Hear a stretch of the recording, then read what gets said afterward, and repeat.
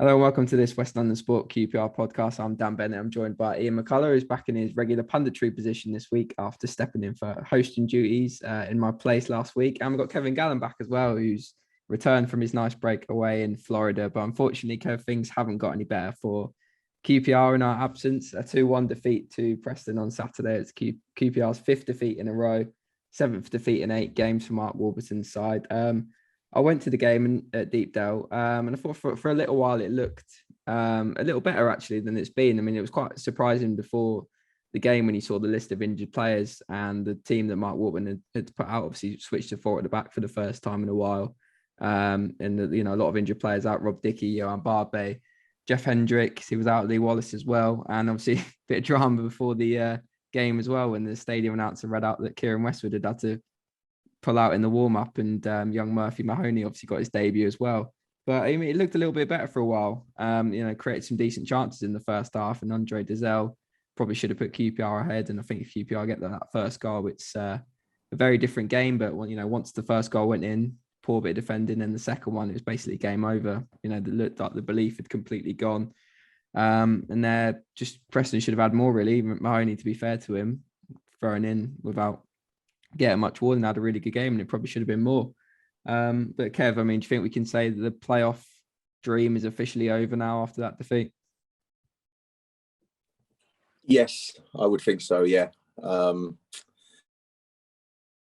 We spoke about it also for the last few months, and what was sort of worrying for me over was even when we did win some matches in against Luton, I still thought we didn't play anywhere near the standard that we showed in the first half of the season. The performances haven't been good since the since I don't know, start of February onwards, and even in January there's a few games where I saw and I thought we got away with it a little bit there.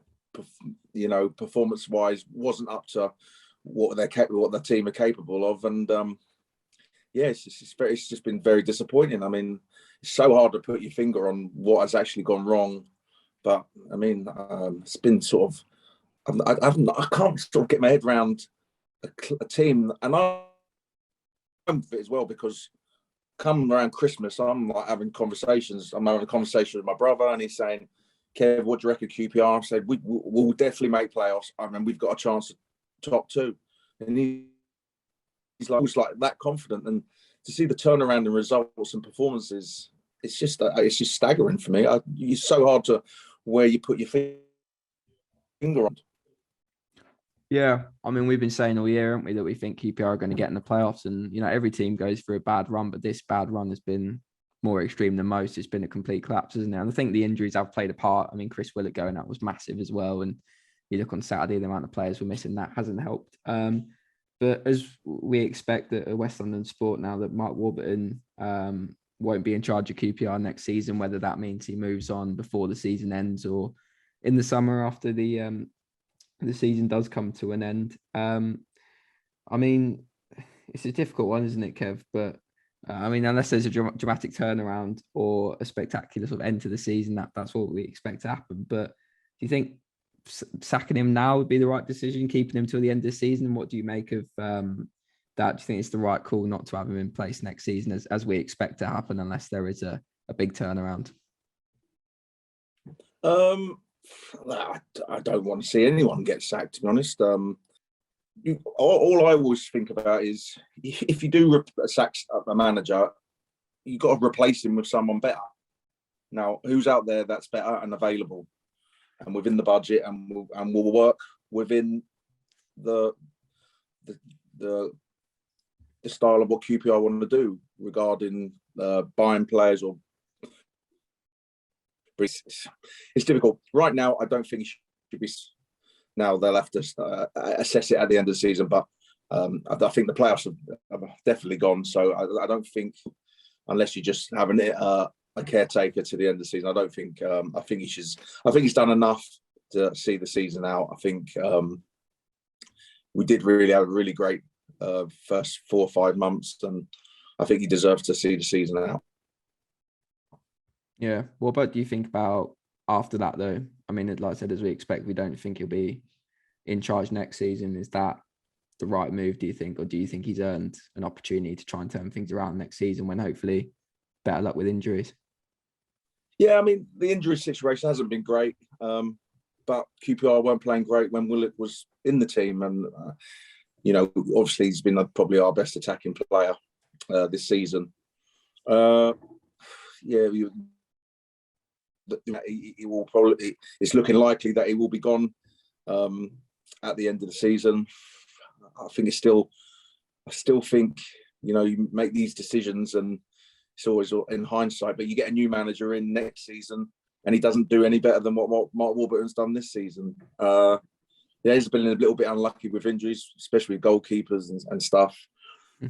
Strikers. I mean, strikers have not. No striker really has hit any consistent woman. I think goals. I mean, look at Fulham. They got a goal scorer. There's the difference between pretty much every team in the division. Mitrovic is the best player in the division because he scores the most goals, and QPR, none of their strikers have got anywhere near. Is it double figures? I mean, is Andre Gray our top scorer for the strikers? Is he on 6 or 7?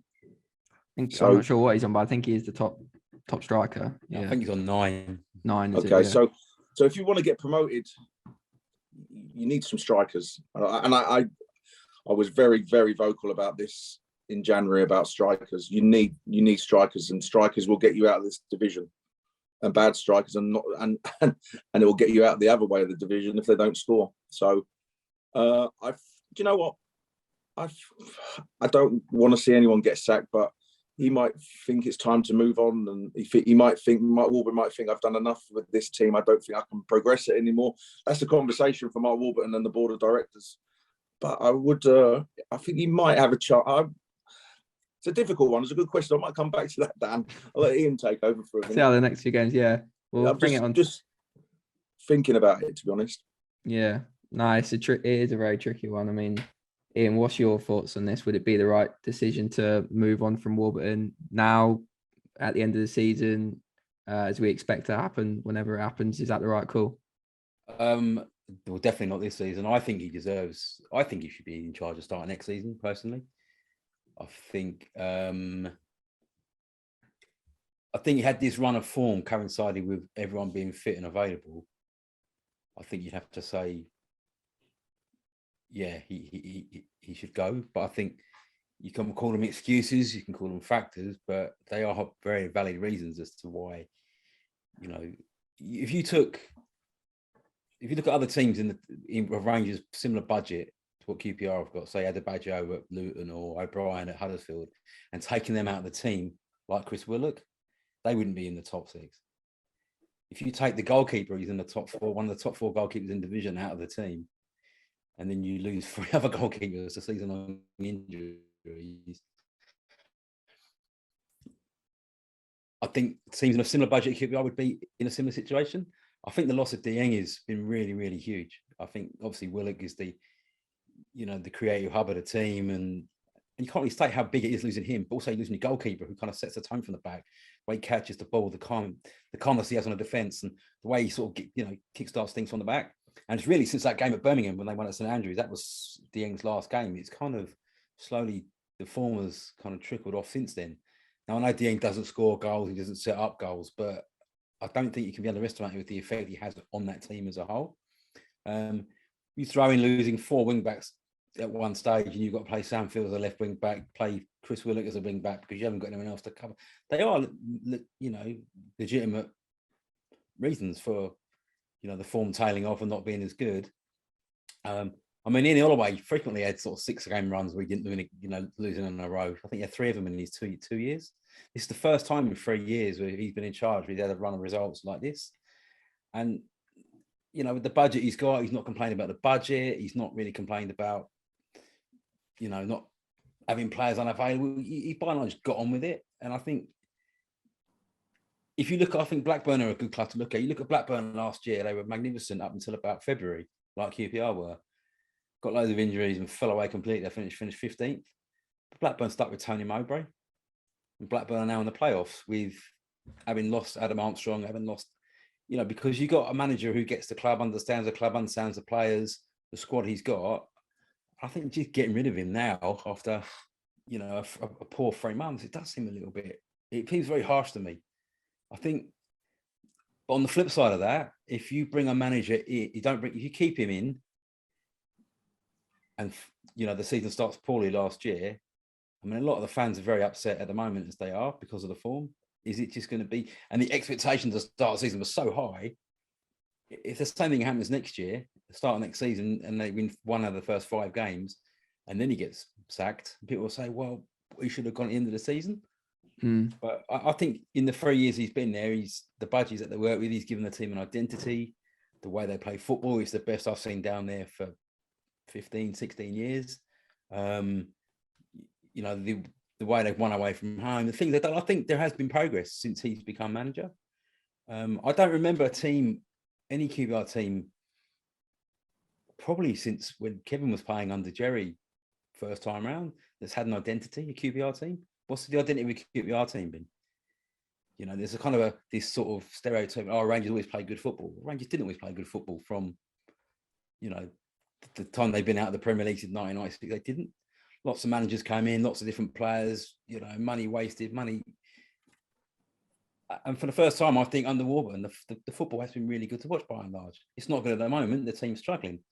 But I mean, should a manager be shown the door for a kind of, over a 3-year period, just what's probably been the worst period in that 3 years, with sort of so many key players not available to him to choose from? Yeah. It is a difficult question because, and I agree with everything Ian said there regarding identity and what he's done. I think it's just because we were sat in the reason is it's not the 5 games, because that's a problem. You always say, every manager sort of says, we're 5-6 games. You're only 5 or 6 games away from getting sacked, and that's sort of one of the tail off and the fall from being in such a good position. And that's what I think these questions are asking, because the fans are obviously, and a fan myself, are just like, what has gone on? And a lot of the reasons, and Ian's come out with them, was yes, injuries, but the loss of form on certain players it's been quite alarming, really. I mean, some of the players who have been absolute rock solid from the start of the season have tailed off big time. And it's hard to put your finger on it. It'd be interesting if anyone could come out and sort of explain why. But it's difficult to get either players or managers to speak up, because I know that football's difficult, because once you're winning and you're on that sort of wave, and you just we were winning games, and Bristol City away, like, we didn't play well, but we won, and we won in the last minute, and everyone's saying, the great togetherness, great team spirit. And it is when you scoring last minute goals. And then we're on a wave of it's bad down.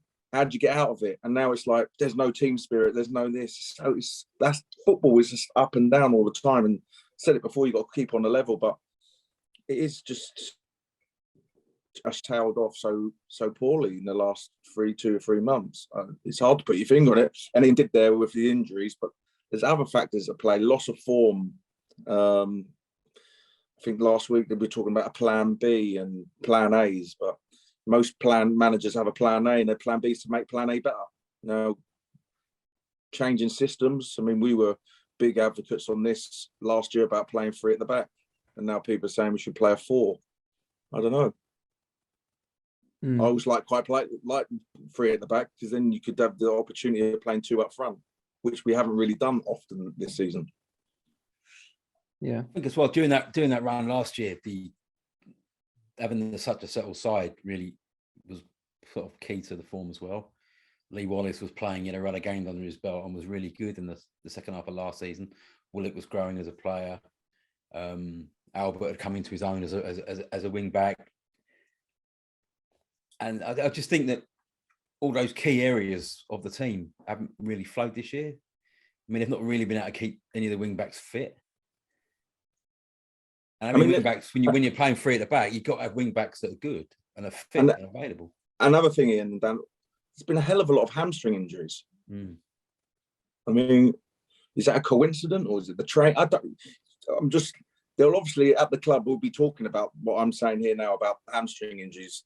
Someone will be talking to the sports side. Why are we picking up so many hamstring injuries and muscle-related injuries? But is it a coincidence? Is it the training? Is it the training ground, the pitches? Is it I don't know. But there's a hell of a lot. I mean, and so was McCullough. I've never known 2 hamstring injuries having operations on in one season. So yeah, I mean, it's quite interesting that game at Forest, the pitch. I mean, really, had there not been 28,000 people trying to at the game, I don't think that game would have gone ahead. It was real touch and go, that game up there. The weather was horrendous. There was puddles on the pitch, but there was 3 players went off in that game with hamstring injuries. Willock and Marshall of QPR. I think it was maybe Yates, or I can't remember. One of the Forest players did as well. That pitch was really heavy, and yeah, is it training? Is it bad luck? They're all happening in matches. yeah, It's just one of those. I think they were so fortunate last year with injuries. They kept a settled side, and the start of the season it was largely a settled side. And now this season it hasn't been a settled side, and you sort of go, well, is it? That's when go on. That's when you have a squad and you do get injuries, and then those players who are like who are on the bench, they've got to step up. And, do you know what I mean? That's the opportunity to step up. I mean, Chris Willock gets injured, and you're thinking, come on, Ilias Chair, step in, be the main creative force, and it hasn't really happened, does it? See, I don't know how fit he's been either. I mean, he got that injury before AFCON against Bournemouth. Since he's come back from AFCON, he hasn't looked the same. He hasn't looked what he was before. I think that really messed him up because he hardly played as well, and he obviously had an injury as well. I think it's more the injury than the thing not playing. I think it disrupted his season, didn't it? Yeah, both things did. Yeah, I mean AFCON really, we thought they got through it, but I think it's hit them harder than they perhaps thought they would. But I mean, I should say, but again, the Fulham's, you mentioned Mitrovic, he cost 27 million quid. I know, but I'm saying that's our strikers haven't really this season stepped up to the plate. And I thought, Lyndon Dykes, he had a great end to last season, went and played in the Euros, and you're thinking, this is at the start of the season, this could be a big season for him, and it ain't really happened. I know he's picked up injuries and stuff, but it hasn't really happened. Looked off the pace. Andre Gray until recently has been off the pace as well. So, but you're right what you're saying, Ian. Yeah, it's over 20 grand a week, whatever. So you expect them to score. Yeah, I think they just they didn't really, the way that a Warburton team wants to play, you need pace up front, and I don't think they addressed that at the start of the season, really. They hoped Gray would fill that role, but he's been okay, I suppose. But again, his availability, I mean, when he's flying off and playing with Jamaica 3 games in a week and he gets back at Friday morning, he's not available to play on a Saturday. You've got Dykes, who seems to be more time, he seems to get fit whenever it's sort of Scotland time, and he's injured sort of in and around that. And then you've got, Austin, who's, I'm not gonna do him a complete disservice and say he's finished as a player, but we all know Charlie Austin, he's crossed into the box. That's what he's good at. That's how he scores goals. All the goals he scored last season and that run he had were balls into the box. But you've got no one crossing the balls into the box, he's not going to score goals. And, your most creative player is Chris Willock, who crosses the balls into the box. You haven't got him, then you ain't going to score goals. So it does seem that if you could nothing that Warburton's not completely blameless. He can't be. But, there's people saying sort of in January that Warburton's the best manager Rangers have had since Terry Venables, which is over the top. And now people are saying, well, he's a terrible manager, you've got no plan B, should be sacked. Well, that's not true either. They're sort of somewhere in between. But the reality is, with the budget he's got and the squad he's got, I think he's done quite a good job. You can't compare it to Fulham or Bournemouth or Mourinho or Wenger and all these types. The way we're talking there, Ian, is it's a lot of things to address for next season. Well, for the rest of the season. I think he's. Sorry, go on, Kev. And everyone's a bit frustrated. Everyone's frustrated, and I understand that. I said everyone's frustrated, and I understand because we all want to see QPR do well.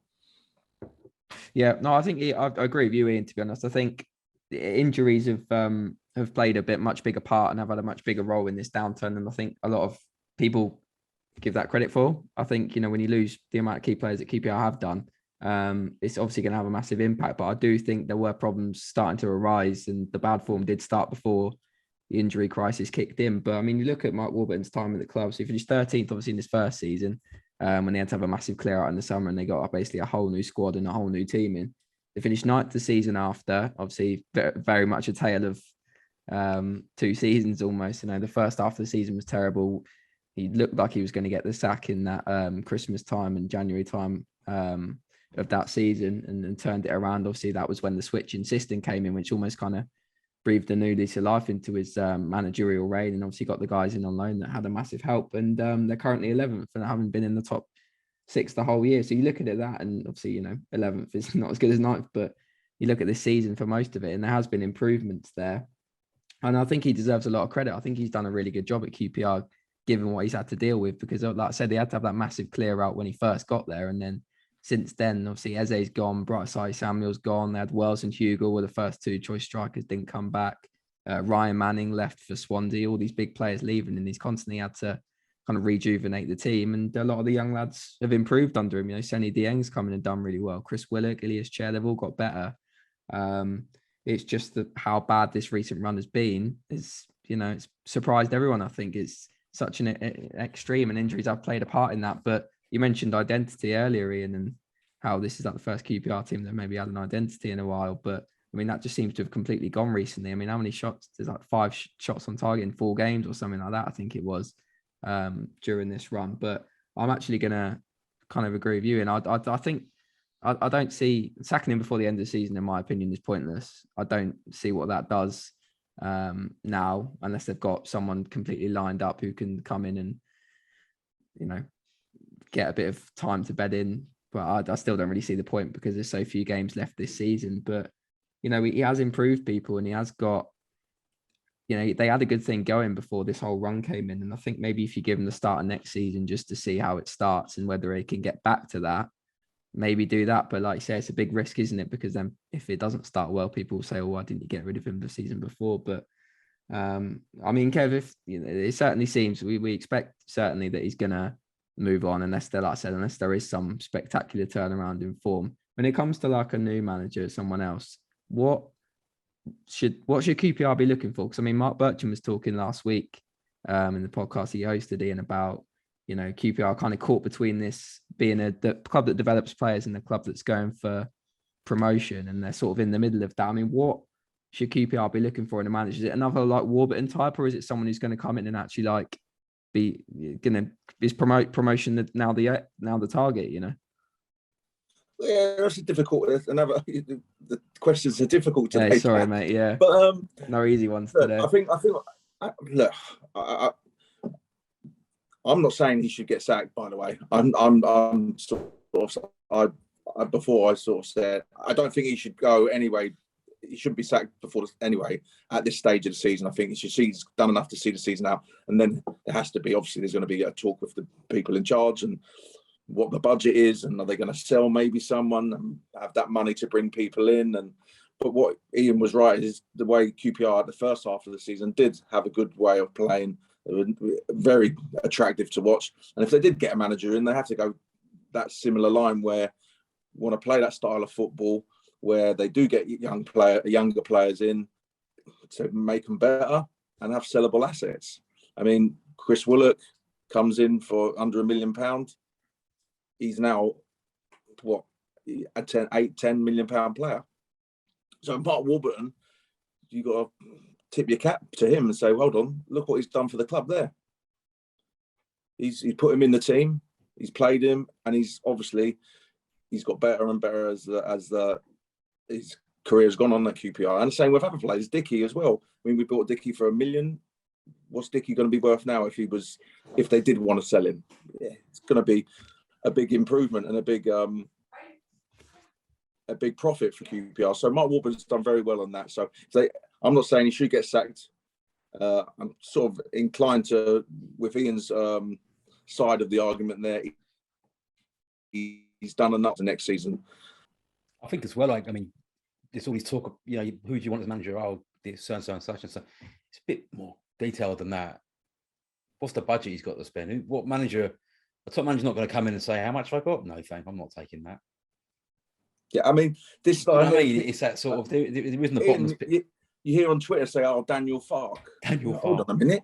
I mean, he went to Norwich and they got great. They're one of the best team in the Championship. If Daniel Farke ain't got good players, he won't be a good manager. With QPR, I've got some good players. They have. So a manager who does come in will see that I've got some quality here I can work with. If you haven't got any quality, you ain't going to be a good manager, unfortunately. Players, it's always about players. Just get a manager to mould them and get them playing for you.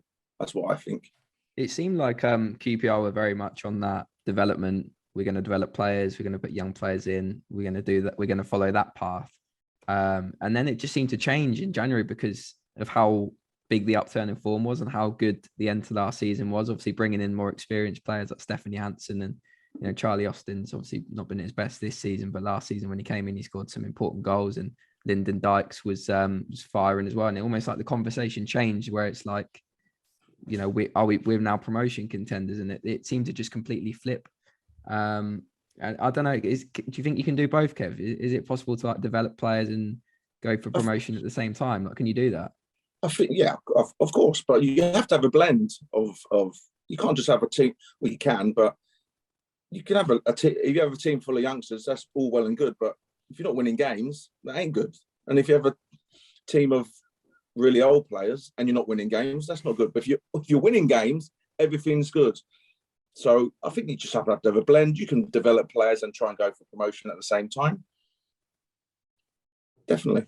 But it certainly seems like, I mean, do you agree? And it's someone that the person that comes in's got to be someone that can develop the young players, because that does seem to be a key aspect of what QPR are still trying to do. And Mark Warburton, like we said, deserves a lot of credit because all the players the young players under him, most of them have got a lot better and improved and have gone on to, Eze being the most obvious one, who's gone on to be sold for all that money. Is that like something that they can't move away from?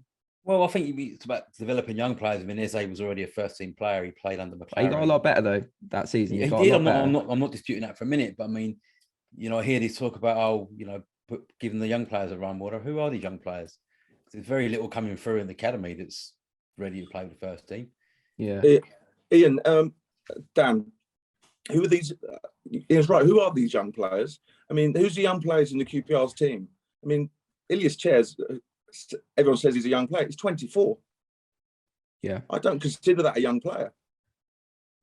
For me, a young player is 19, 20. But I suppose, the point I was trying to make is obviously when Warburton came in, Chair was 22. So you'd say he was a young player and he did improve him. Willock, I'm not sure how old he is, but he's not quite as old.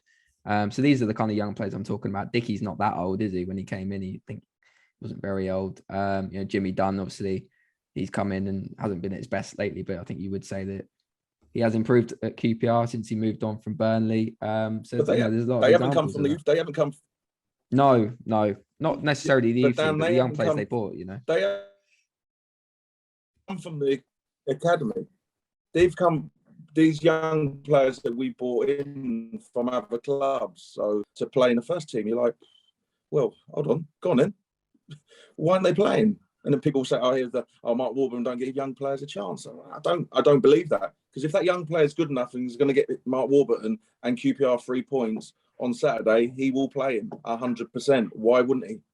Yeah, I mean, the QPR young players, but you've got Ozzy Kaka and Nico Amalainen. That's pretty much what you've got. And then after that, there's Faisal Batash, who was sent on loan to Oldham and was probably the worst team in English football, and was sent back because they didn't want him. So, do you know what I mean? It's all very well and good saying play the young. Yeah, as Kev said, who are they? Who have you got that's ready to come and play Championship football? There has to be a trust in the management to know when players are ready to make the step up to first team football. And like you say, Kev, a lot of the young players that have come in and improved are ones from other clubs. We all go to QPR on a Saturday, 3:00, and we want QPR to win. 99.9% of the QPR fans want QPR, obviously want that, and all they care about is that result. And if, like I said before, if these young players are good enough and even the manager thinks they will help us get 3 points and send the crowd home happy, he will play them. As Kev said, if they're good enough to be in the team. But, Rangers Academy, really, let's be frank about it. It's still there as a, as what academy should be, but there isn't much coming through. There isn't really anything coming through. There's no one you say knocking on my door saying, he should be in a team. I mean, as they loosely come through the academy, there was people talking about him and giving him a chance on that. But really, Sinclair Armstrong aside, who's on loan again at a National League club, who is there? Who's knocking on my door? Because, from my untrained eye, I look at the under 23s and under 19s. They don't win many games. They're always losing. I know results at that level don't really mean anything, but they don't mean anything if players are coming through and developing the first teamers. But who's developing the first teamers? What's coming through? All right, we'll move on to our predictions for Friday's game against Huddersfield Town. It's obviously going to be another difficult one. Huddersfield, I think they're third at the moment, chasing promotion, been probably the biggest surprise package of the season. Not really expected to get anywhere near a promotion challenge, but they look like they're definitely going to get in the playoffs. They've won the last two after a little bit of a blip. Obviously, QPR battling injury problems as they have been all season. Dickey out for the season now, as is Chris Willock, obviously we've spoken about before. Senny Dieng probably still out. We're not 100% sure. We'll have to obviously wait until Mark Warburton's press conference, but David Marshall, and they're waiting to see on sort of Johan Barre, Jeff Hendrick and Lee Wallace, who missed the last game. So there's a lot of names there. Kev, is it difficult to see anything other than a QPR defeat again for this one? It's a tough game. It's a tough game. It's a tough game anyway when you're in good form, but obviously QPR are in poor form and they're going for the playoffs. But as usual, I will put on my most positive hat on, and we've got to break this run. You can't. It's got to be now. Do you know what I mean? So 1-1. I'm going to go 1-1. We could break this poor run of 5 defeats on spin. We don't want it to make it 6, because then the manager is really in big trouble. And then you got Monday's game against Derby, and then that is, the crowd will be baying. What do you think, Ian? Share a bit of optimism from Kev? Yeah, I think it's gonna be our game to make a good noise up there at the Huddersfield fans. I believe it's a tenner of tickets. It's gonna be a big crowd there. Yeah, they've done very well, Huddersfield. That they have. I still don't think they're that great a side. I think their midfielder Lewis O'Brien, I think, is a tremendous player. I think he'll be in the Premier League either way with Huddersfield, or if someone will sign him. Yeah, I can't see him winning this, to be honest. I'm gonna have to go. I'm gonna go 2-0 Huddersfield. No, I've got to agree. As difficult as it is, I'd love to predict the win for the QPR fans, but I just can't see it changing, unfortunately, at the moment. It just seems to have completely gone sour, and Huddersfield are, despite what Ian said, I think they are quite a good team. So I'm going to say 2-1 to Huddersfield. Well, let us know your thoughts on what we've spoken about today in the comments, and your prediction as well for the game on Friday. And leave a like and subscribe as well, please, if you've not done that already. Thanks. We'll be back again very soon.